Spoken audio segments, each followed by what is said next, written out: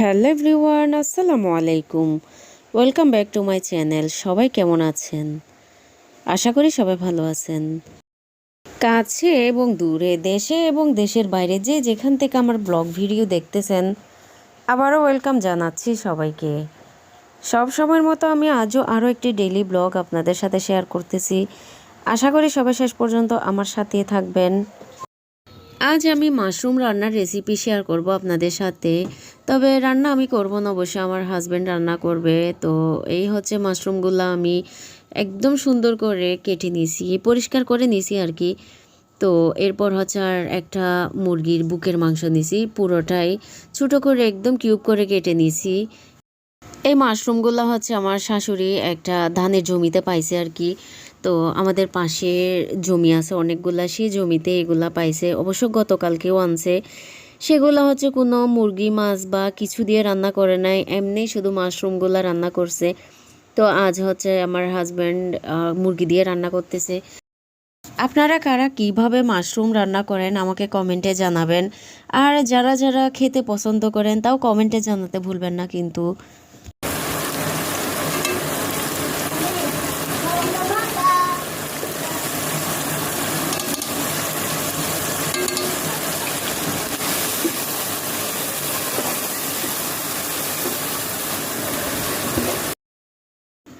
সব সময়ের মতো আমি আজও বলি, যারা যারা এখনও আমার চ্যানেলটিকে সাবস্ক্রাইব করেননি, সাবস্ক্রাইব করে আমার পাশে থাকবেন প্লিজ। আর যারা করে ফেলেছেন তাদেরকে অসংখ্য ধন্যবাদ। আর যারা আমার পেজে দেখতেছেন আমার পেজটিকে ফলো করে রাখবেন। আর লাইক কমেন্ট শেয়ার করতে ভুলবেন না কিন্তু। মুরগি কষানোর পরে যা মরিচ মশলা অ্যাড করে কষাই নিছে ভালো করে, এরপর হচ্ছে মাশরুমগুলা দিয়ে দিচ্ছে। তো এখানে হচ্ছে মাশরুম থেকে কিন্তু অনেক পানি বের হয়ে গেছে, যে কারণে পানিগুলা শুকাতে গিয়ে মাশরুমগুলা একটু সফট হয়ে গেছে আর কি।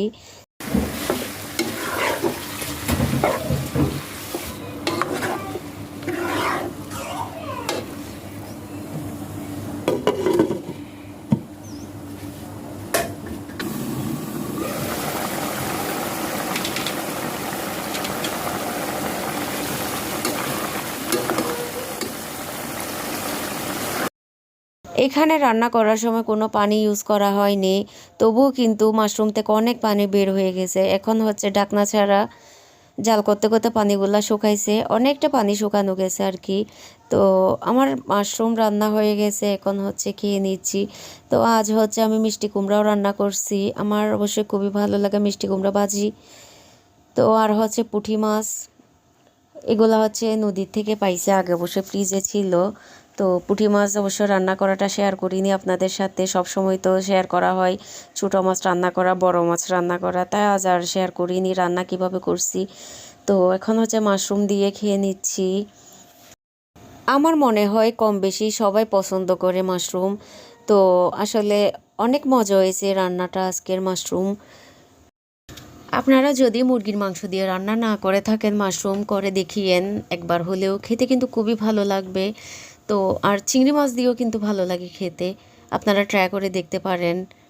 আর আমার রান্না কেমন হয়েছে সেটাও কমেন্টে জানাতে ভুলবেন না। ও আচ্ছা, রান্না তো আমি করিনি, আমার হাজব্যান্ড করছে অবশ্যই। তো কেমন হয়েছে কমেন্টে জানাতে ভুলবেন না।